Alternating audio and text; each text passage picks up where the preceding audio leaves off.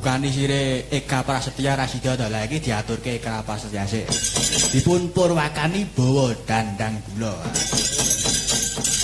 Pambukaning Sekar Dandang Kendhis. Dipun bawani sinten monggo? Ben enek selane bawa ngono dadi. Nun, lah nggih. Pambukaning Sekar Dandang Kendhis. Kowe senengane kok gawe iki seruh. Lah ya, kowe munggah sik. Aku nang kene, aku nang munggah sing ngunen ngono. Lah ya nek kon munggah kok ora gelem go ning pogrok iki ngopo? Kuwi cahe kepet-kepet kuwi. Monggo sinten Pak Tasno? Nah, nggih, monggo. Yo. Pambukane Sekar Dandang Kendhis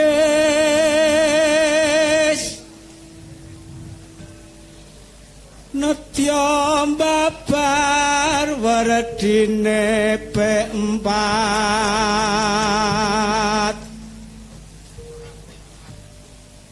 Pekang sepisan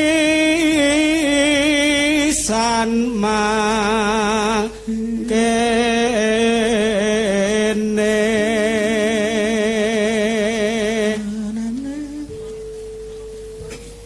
dadi pedoman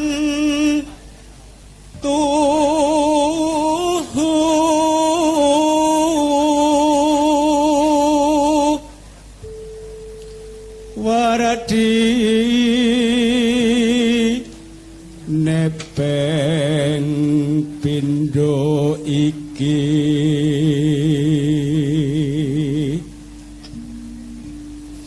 penghayatan kang nyata pekang kaping telu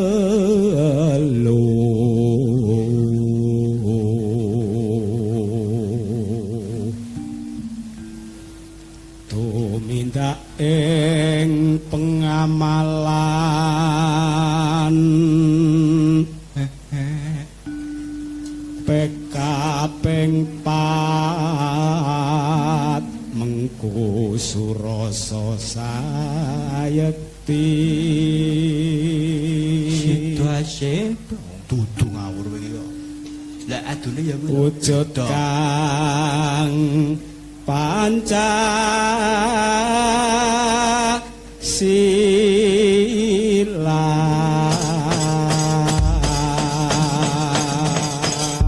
monggo menaturaken Eka Prasetya Pancakarsa P4 monggo Pak D Raji yo.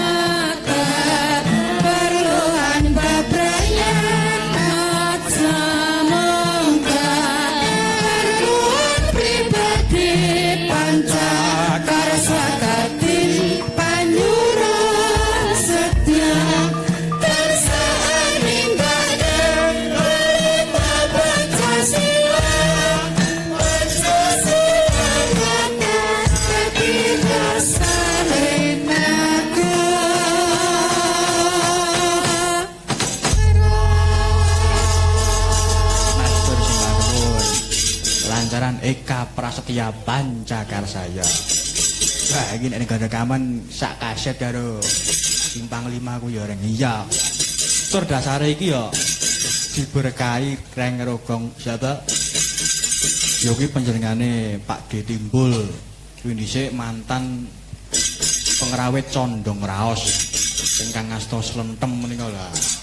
Mula riyen nderek Pak Narto Sabdo. Nggih Pak Mujoko Joko Rajo Gombang. Wah dadi kuwi ya go 4 jaman. 4 jaman belek. Condong Raos Ki Narto Sabdo terus Ngripta Laras Ki Mujoko Joko Rajo, Mayangkara kuwi Ki Purbasmara terus melu awake dhewe nyipta laras sapa Ki Andri Firmansyah. Lho piye? Wah, tamu ya lampor ngono ya. Lah. Mboten Pak Dewa mboten wani aku ki ra wani. Lah ya. Ya karo ingkang ngasta rebah barang riyen kok. Iki Piyai Lawas asmane Pak Diratno. Joko Magelang lho, Truk. Weh, Magelang. Iya. Piye ta?